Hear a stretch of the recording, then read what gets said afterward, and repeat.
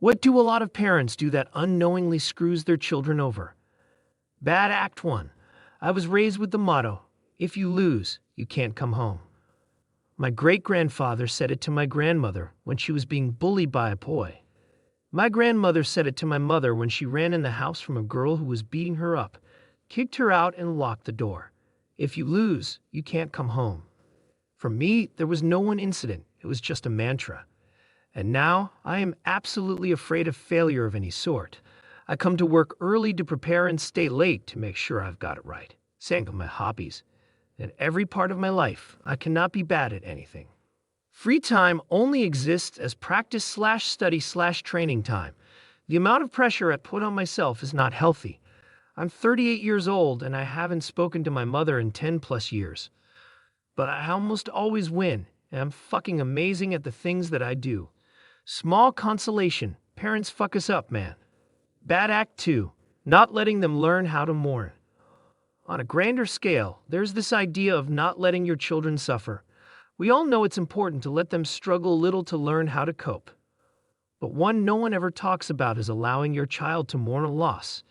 If a beloved toy breaks, go buy a replacement ASAP. If a pet fish dies, go buy a replacement ASAP. You're teaching the kid to just replace things they've lost instead of processing the loss. So what happens when they lose something that can't be replaced? They don't know what to do or how to handle it. Like, let your kid cry over their dead fish for a few days and bury it in the garden with some flowers before asking if they'd like another. People think it's small, oh, it's just a toy, but losing a beloved toy is likely the closest thing a kid has to losing a person or a pet they've had for years, like a dog. Let them learn to mourn their lost teddy bear so they'll build those processes and when older can mourn the family dog, etc. Bad Act 3. Telling your kids they are so smart constantly when they are excelling in primary school but then expecting the exact same grades and chastising them for being lazy once they hit middle school and the work actually becomes difficult. You're not pushing them to do better. All you've done is instill this idea that they've peaked early and that they are a failure and a disappointment for not being a genius. Because everything used to be so easy. Suddenly it's hard and everyone is mad at them. Ask me how I know. Parents, reward honesty, hard work, and a good attitude. Don't attach your kids' worth to their grades and test scores. Also, the difficulty jump for things like math is absurd between primary and secondary school, so expect some struggle. Not to mention puberty is happening at that time and absolutely fucking with the kids' emotions. Bad Act 4. Bullying their own kids, and then telling them they need to toughen up and grow a thicker skin when the kid gets upset. Like whatever happened to just treating your kids with respect and kindness, so they in turn would treat others with respect and kindness. Also, completely disrespecting their kids' boundaries when they say no.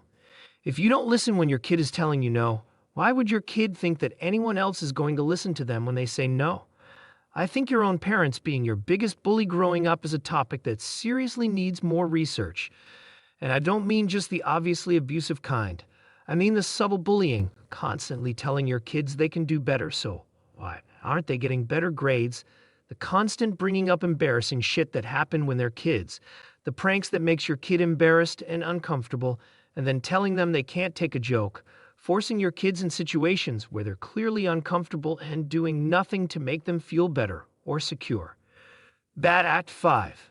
Thinking kids owe their parents shit for providing food, shelter, etc. Wanting kids to be thankful is one thing for sure, but a lot of parents think the basic necessities are something they have to be thankful for all their life no matter what. It's hurtful for both parties. Kids didn't ask to be born. It's a lifelong commitment for the parents. Talk to your kids. Provide and don't think you're a messias for doing things you're supposed to do as a parent. My mom told me way too often, I gave up so much for you. I really feel like a problem 80% of the time, and if I don't people please, I feel physically sick. Setting boundaries is so hard for me even at 30 with 5 years of constant therapy. Don't do that to your kids. No contact guaranteed. Bad Act 6. Saying things like, while you live in my house, you cannot do X, or you have to do X while you live under my roof. This creates a feeling that the son is not welcome in the house he lives in, and he's merely a guest with limited rights. Parents say this crap and then keep wondering why their children left them to rot alone in their house. Also, you cannot do X until you are 18/21 years old, or not until you're 18. It implies that after 18, all rules are worthless and the teen will be able to go wild and do whatever he wants. Parents create the 18 years old rule and then get shocked when teens go wild after 18. Also, it's harmful for teens who stayed in chains for years and now want to try everything at the same time. Bad Act 7. Not teaching them to do basic things for themselves like making food, cleaning, or doing laundry. I had my kids making their own lunches and helping do their own laundry in kindergarten. I used to tell them that I wasn't being lazy making them do these things, that this is something they need to learn. I also took them to the grocery store with me to pick out what they wanted for lunch for the week, because that was also a good way to teach them about proper nutrition, but also giving them some control over what they had for lunch. Kids need a certain level of autonomy. Let them pick out their lunch snacks, pick out their clothes in the morning. I even got them alarm clocks and taught them how to set them up so they could get up for school. It gives them a sense of purpose and confidence doing these things and making these decisions. Most kids get woken up by their parents, told what to wear, made breakfast by their parents, sent to school where all day they are told what to do by their teachers. They eat what their parents pack them for lunch, eat what they're given for a snack, sent home to do homework, and their parents cook them dinner and get them ready for bed. That's a whole lot of no control over their lives day after day. That Act 8, telling them not to feel emotions. I see you are afraid of the dark. You don't need to be. Look, your dad and I aren't afraid. Don't be afraid. Son, quit staring at the lady in a bikini in a wheelchair. That's short. That's fat, etc. Don't be curious or empathetic. Quit crying. There will be more parties and we have to go now. Don't feel sad and disappointed. Stop running in the store. Don't feel excited or anxious. Stop complaining. Kids in Africa have it so much worse. Don't have preferences. Your feelings don't matter, as someone always has it worse, so you should never hurt. Instead of validating or understanding parents, simply tell them to stop doing something, which is most often the outward expression of their inner feelings. So kids hear, I'm bad for feeling this way. This is a bad feeling, and I'm bad for feeling it. This has screwed me up for 40 years. Most of my emotions were caught in a place of hurt from childhood's essay, and I never had a safe place to tell it, nor a guardian willing to help me learn what I was feeling, just that it was not of to feel those things. I still run from my hard feelings, even now, but I am working on it, whatever that means. Bad Act 9. For me, it was many, many things. The ones that struck me the most were being physically there, but not emotionally. If I asked my mother to play with me, she'd sit in my room and read a book to herself, occasionally nodding or making a sound like she's participating. Emotionally abusive behavior, basically blackmailing you into their needs while ignoring yours. Shouting at you or always solving problems with violence instead of resolving it through an explanation. Always being right because they're the adult. Using others as examples and asking why you aren't as good.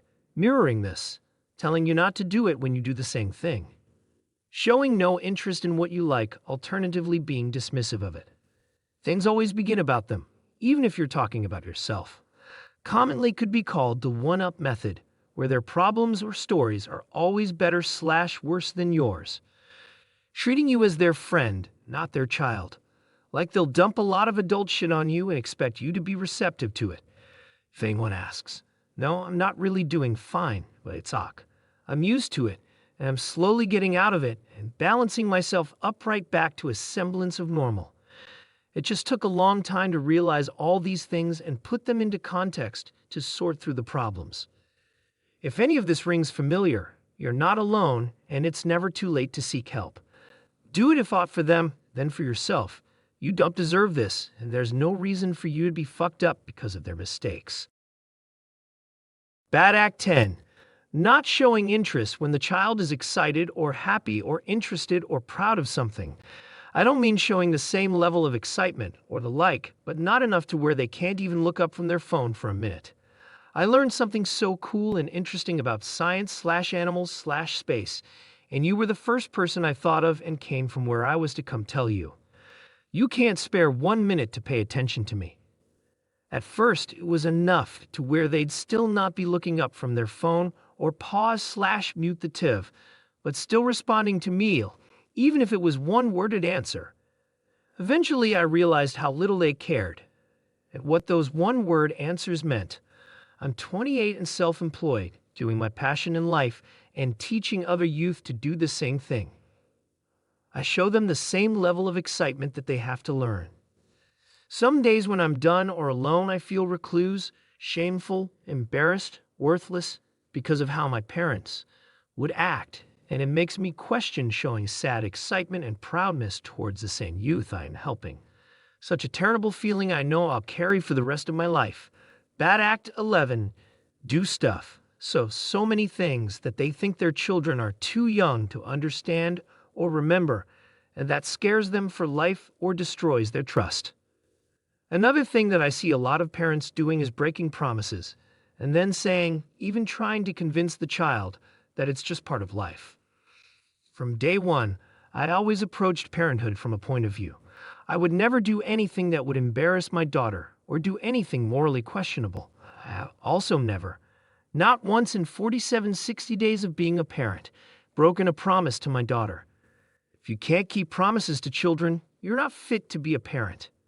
Their trust and their sense of innocence and wonder at the world is a gift. The Brownian motion of life will file the corners off them in the fullness of time. It's not necessary for the parent to be the one to let them down. Keep their expectations high and they'll expect to be treated well by others and reject those who treat them badly. Don't break promises, don't drink or be promiscuous or lie or steal or be a bigot. Just up your game if only for your children's sake. Bad Act 12. Not encouraging their kids to do things without them. At the appropriate age, kids should be able to go for a walk or to the shops or to hang out with friends without a parent. Part of this is making sure the kids know how to behave in public, be respectful, and stay out of trouble, but also being able to trust your kids. The kids know when they are trusted and when they aren't, and it's a big part of growing up to be trusted by adults to not screw things up. I see so many ads for babysitters, and the kids to be sat are 12 plus years old. Seriously, I was trusted to be home alone for a few hours at 8. My sister was allowed to go hang out at friends' houses at 12. The only time I had to ask to go somewhere after the age of 10 was if I needed a ride by car. Parents just need to stop hovering so hard.